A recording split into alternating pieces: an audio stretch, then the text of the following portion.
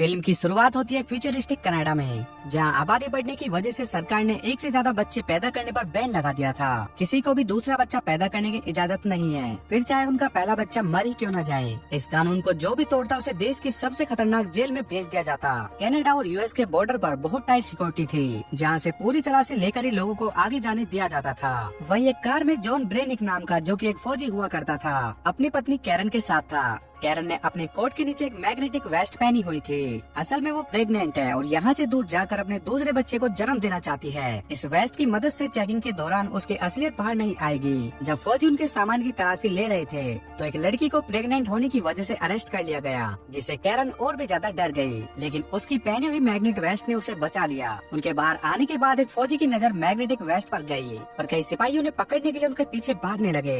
John ने अपने बच्चे और उसकी पत्नी को बचाने के लिए कैरन को वहाँ से भाग जाने को कहा, जबकि वो वहीं रुककर सैनिकों को रोके रखेगा। इसके बाद जॉन को बंदी बनाकर बाकी कैदियों के साथ एक जेल में लाया जा रहा था, जिस जेल का नाम था फोर्ट्रेस। यह देश की सबसे हाई टेक्नोलॉजी वाली जेल है, जिसे एक रेगिस्तान के बीचों बीच बनाया गया था। वहाँ से किसी का बच निकलना नामुमकिन था। जब कैदी अंदर पहुँचे तो गार्ड्स ने उन्हें पूरी तरह नंगा करके उनकी चेकिंग की। इसके बाद सभी कैदियों के कमरे में ले जाकर उनके पेट में हाईटेक ट्रैकर डाल दिया गया। अगर कोई भी कैदी जेल के नियमों को तोड़ेगा, ये सिस्टम एक्टिवेट होकर उसका पेट फाड़ देगा।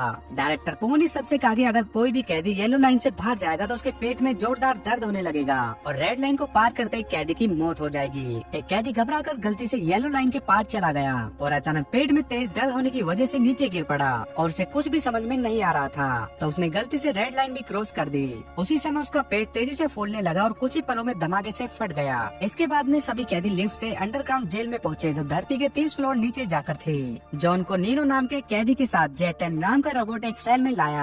कैदियों को बाहर जाने से रोकने के लिए सभी सेल्स के बाहर लेजर बीम लगाई गई थी। जॉन वहाँ पर डी-डे और इब्राहिम से मिला। रात को सोने से पहले इब्राहिम ने जॉन को चेतावनी दी कि गलती से कोई भी सपना ना देखे। सबके सोने के बाद जेड वहाँ पर चेकिंग पर आया। वो जॉन का दिमाग स्कैन करके उसके सपने तक पहुँच गया। जॉन सपने में अपनी पत्नी कैरन को देख रहा था। अपने मॉनिटरिंग रूम से पोई ने भी जॉन का सपना देखा और उसकी नजरें कैरन पर टिकी की टिकी रह गई, क्योंकि वहाँ पर किसी को सपना देखने तक की इजाजत नहीं थी। इसीलिए पो ने जॉन का सिक्योरिटी डिवाइस एक्टिवेट कर दिया और पेट में जोरदार दर्द होने की वजह से वो नींद से उठ खड़ा हुआ।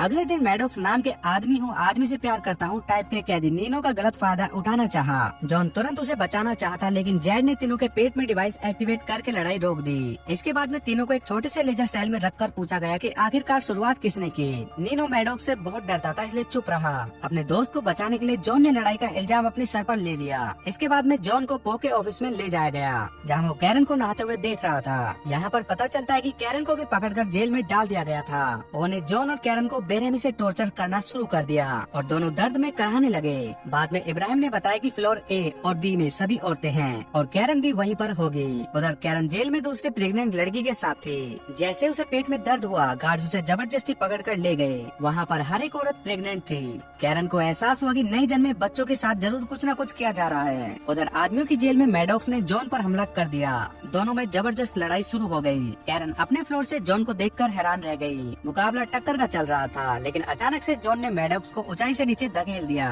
मैडॉक्स ने किसी तरह किनारे को पकड़कर अपनी जान बचाई। पो ने ऑफिस से जॉन को ऑर्डर दिया कि मैडॉक्स को खत्म कर दे, लेकिन जॉन ने उसकी बात न मानते हुए मैडॉक्स की जान बचा ली। गुस्से में पो ने मैडॉक्स के पेट में लगे डिवाइस को एक्टिवेट कर दिया, जिससे उसका पेट धमाके से फट गया। इससे पहले कि गार्ड उसे पकड़कर ले जाते, जॉन ने बड़ी चालाकी से मैडॉक्स का सिक्योरिटी डिवाइस नीनो को दे दिया। इसके बाद कैरन को एक कमरे में लाया गया, जहाँ जॉन एक बहुत बड़ी गोल्ड मशीन पर बंधा हुआ था। इस कमरे का नाम है माइंड वाइट चैम्बर। उन्होंने कैरन को जॉन को समझाने के लिए भेजा था, लेकिन कुछ ही देर बाद गार्ड्स उसे खींचकर बाहर ले गए। अब मशीन जोर जोर से घूमने लगी, जिससे जॉन के दिमाग में गड़बड़ी शुरू हो गई और दोस्तों पो का ऑर्डर न मानने की सजा थी। जॉन के दिमाग में उसकी ट्रेनिंग के दिनों और शादी की पुरानी यादें घूमने लगी। 3 दिन बाद पो ने कैरन को अपने ऑफिस में बुलाया। वो समझ नहीं पा रहा था कि आखिर जॉन 3 दिन से उस मशीन पर कैसे टिका हुआ है, जबकि ज्यादातर लोग 1 घंटे के भीतर ही मर जाते हैं। पो ने कैरन से कहा कि अगर वो जॉन को तलाक देकर उसकी हो जाए तो वो जॉन और उसके होने वाले बच्चे दोनों को रिहा कर देगा। अपने पति और होने वाले बच्चे के बारे में सोचकर वो ना चाहते हुए भी राजी हो गई। जब जॉन अपने सेल में पहुंचा तो वो एक जिंदा लाश बन चुका था। वो किसी से कोई बात नहीं करता, यूं ही गुमसुम सा पड़ा रहता, यहाँ तक कि उसे किसी भी तरह का कोई भी दर्द महसूस होना बंद हो गया था। कैरन अब पो के साथ में रहने लगी। एक रात उसने देखा कि पो एक कुर्सी पर कई सारी तारे अपने शरीर से जोड़कर बैठा है। यहाँ पर हमें पता चलता है कि पो को मॉडिफाई करके एक एडवांस वुमन बनाया गया था। उसे ना तो कुछ खाने पीने की जरूरत है और ना ही सोने की। की। बस महीने में एक बार ये तार जोड़कर अमीनो एसिड लेना ही उसकी खुराक है। जेल में पैदा होने वाले बच्चों के साथ भी यही किया जाता है। बहुत से ऑपरेशन करके उन बच्चों को एडवांस ह्यूमन बना दिया जाता है ताकि एक दिन पूरी धरती आम इंसान और भूख प्यास से आजाद हो जाए। ये सुनते ही कैरन के होश उड़ गए। अब 4 महीने हो चुके थे लेकिन जॉन की हालत में कोई सुधार नहीं था। इब्राहिम ने उसे बताया कि कैरन का पेट बढ़ने लगा है और जल्दी उनका बच्चा इस दुनिया में आ जाएगा। जॉन ने बात सुनकर कोई भी हरकत नहीं की, लेकिन उसकी आंख से एक आंसू टपक पड़ा। उस रात कैरन ने पो को रिझाकर उसे खूब शराब पिलाई और बेहोश कर दिया। फिर वो कंट्रोल पैनल के जरिए जॉन के सपने में पहुंची। यहाँ बचपन में जॉन एक गड्ढे में फंसा हुआ था। कैरन ने सपने में जॉन को गड्ढे से बाहर निकाल दिया, जिससे असलियत में जॉन को होश आ गया। उसके साथी उसे ठीक देखकर बेहद खुश हुए। जॉन ने कैरन के साथ जेल से भागने के लिए इब्राहिम की मदद मांगी। इब्राहिम जॉन के लिए जोखिम उठाने को तैयार हो गया। जॉन के ठीक होने की खबर सुनकर कैरन बहुत खुश हुई। बाद में इन्होंने जॉन को वो सिक्योरिटी डिवाइस दिया जो कि उन्होंने मैडॉक्स के शरीर से लिया था।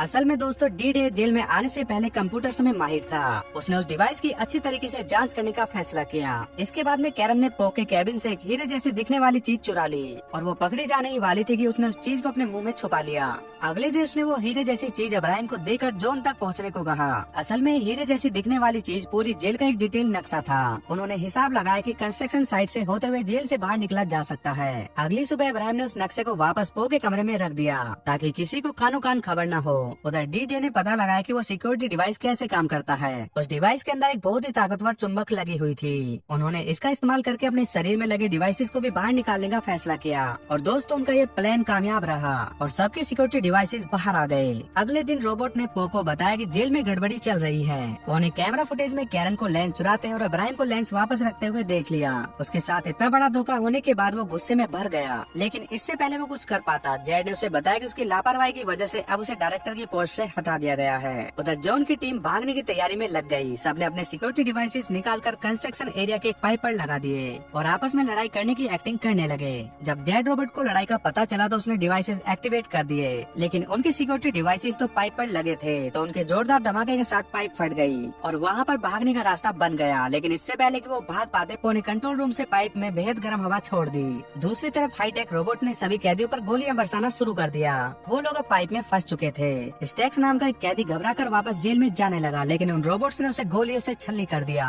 दूसरी तरफ इब्राहिम जेल में कैरन को लेने पहुंचा, लेकिन उसी वक्त पो वहाँ पर आ गया और उसने इब्राहिम को मार डाला और गार्ड्स कैरन को खींचकर ले गए ताकि उसके बच्चे को भी एडवांस ह्यूमन बनाया जा सके। उधर जॉन की टीम एक रोबोट को मार गिराने में कामयाब हो गई। अब उन्हें पता चलता है कि कोई रोबोट नहीं बल्कि एडवांस ह्यूमन है। जॉन ने उसकी बंदूक उठाई और बाकी सबका सामना करते हुए वापस जेल तक पहुंचा।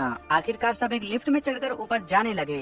उन्होंने पो के कैबिन में जाकर कैरन को ढूंढा, तभी जॉन की नजर स्क्रीन पर पड़ी जहाँ डॉक्टर उसके और कैरन के बच्चे को जबरदस्ती बाहर निकाल रहे थे। जॉन ने पो को धमकाते हुए कहा कि ऑपरेशन बंद करवाइए, लेकिन पो अब डायरेक्टर ही नहीं था, इसलिए उसकी कोई नहीं सुनेगा। तभी एक रोबोट ने उन्हें पहचान कर उन पर हमला बोल दिया, लेकिन सभी कैदी ऐन मौके पर हट गए और सीधी गोली पो को लगी। उसके मरने के बाद में डी-डे ने कंट्रोल पैनल से डॉक्टर्स को रोकने की कोशिश की, लेकिन ऐसा करने से पहले एक सिपाही ने उसे गोली मार दी। जॉन ने अपने दोस्त की मौत का बदला लिया और डी-डे ने अपनी बची कुची ताकत से पूरी जेल की बिजली का ही सिस्टम बंद कर दिया। डॉक्टर रुक गए और सिक्योरिटी सिस्टम भी बंद हो गया, जिससे फायदा उठाकर सारे कैदी जेल से भाग गए। अब सिर्फ जॉन और नीनो वहाँ पर बचे थे। वो कैरन को बचाने पहुंचे और डॉक्टर से छुड़वाकर उसे जेल के ट्रक में भगा ले गए। वो तीनों मैक्सिको का बॉर्डर क्रॉस करके ही रुके।